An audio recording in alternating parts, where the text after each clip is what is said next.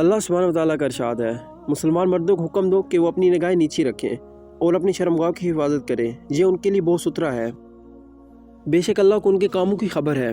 और मुसलमान औरतों को हुक्म दो अपनी निगाहें कुछ नीची रखें और अपनी पारसाई की हिफाजत करें और अपना बनाव ना दिखाएं मगर जितना खुद ज़ाहिर हो, और अपने दुपट्टे अपने गिरबानों पर डाले रहें और अपना संगार ज़ाय ना करें मगर अपने शौरों पर।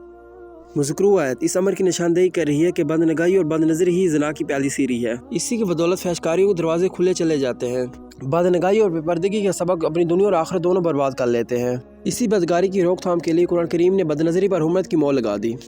इसी तरह पर्दे की अहमियत पर बेशुमार हदीसें मौजूद हैं। एक मरतबा हज़रत सफ़िया बिन अब्दुर्रहमान रज़ियल्लाहु तआला अन्हा बरीक दुपट्टा ओढ़े हज़रत आयशा सिद्दीक़ा रज़ियल्लाहु तआला अन्हा की खिदमत में हाजिर हुई तो आपने उनके दुपट्टे को चाक कर दिया और फरमाया कि अल्लाह ताला ने सूरह नूर में क्या फरमाया है, और इस तनबा के बाद एक और चादर मंगवा कर हज़रत सफ़िया रज़ियल्लाहु तआला अन्हा को अता फरमाई।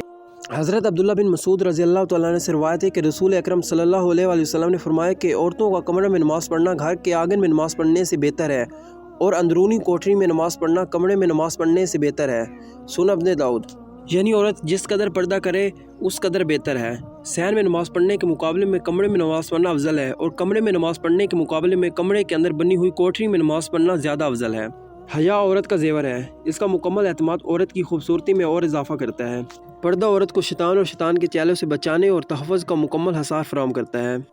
इस्लामी मुआशरे में औरत पर्दे में रह कर तालीम भी हासिल कर रही है और कारोबार भी कर रही है, और कौम की खिदमत ऐसे तरीके से अंजाम दे रही है।